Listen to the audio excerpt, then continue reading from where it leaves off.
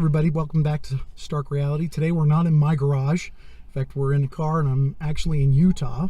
And one of the subscribers to the channel has been watching the channel, Courtney, emailed me and was asking some questions, and found out he's out here in Salt Lake Valley, Salt Lake area, and that I was going to be out here too. So we're going to check out his project, see his car, and where he's at on his project, and find one more person who is working on these great cars. So check out his car. All right, go ahead. Hey, yeah. So I just got the engine dropped on this, and the new engine just got here 2 days ago, actually. So I'm in the process of ordering the parts from MWR right now to replace the dipstick, the new shifter shaft, and some other things. I still have to clean the bay up.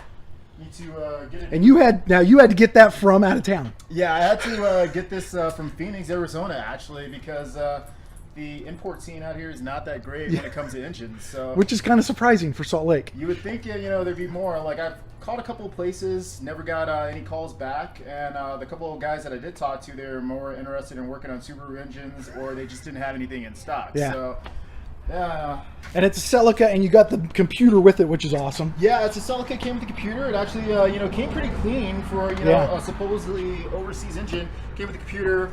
The wiring harness is kind of chopped up, but we don't need that anyway. Need it, And that was pretty much it. But I was surprised. There was a minimal rust on this, and not too many issues. So, and you have to tell everybody how you got this, how you got the car. So I was online, just searching for cars randomly because I have another project that I'm working on also, and this thing popped up for sale. So I go to look at it at this this automotive shop out in Salt Lake called Gumby's Auto Shop. And the guy told me that a kid had just bought it, and while he was driving through Salt Lake, the engine blew up on him, and he ended up just leaving it at the shop. So paid little of nothing for it. Best way to get a car. That's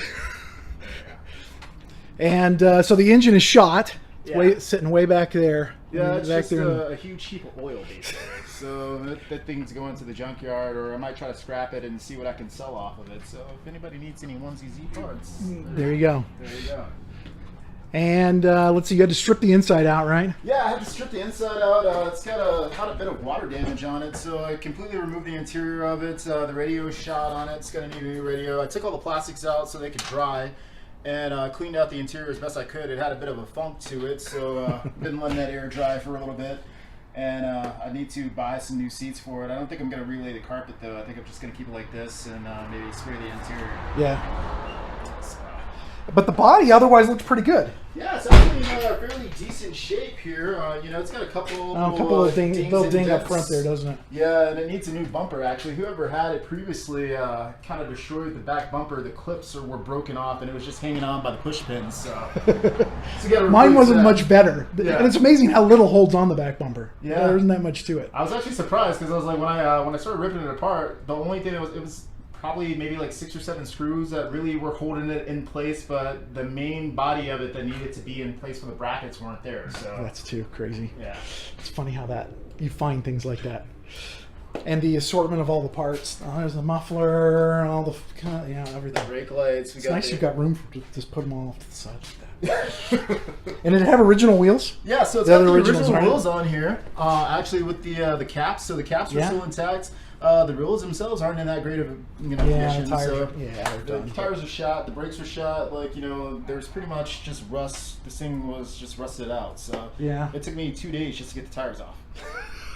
Isn't that crazy? Yeah.